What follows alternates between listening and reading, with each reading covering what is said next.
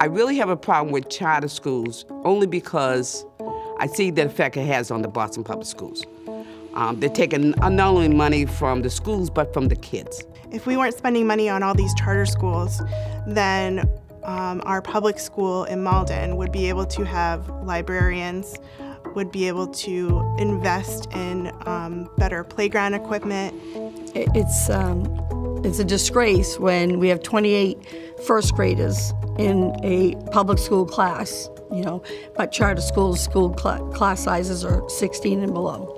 So when we lift the cap, we lose resources for science, math, tutoring, gym class. It's usually the arts, music, those are the things that get cut. Drama. We had a dance class. Less resources for the teachers, less resources for the students, less resources for the parents. Technology and having smaller classrooms.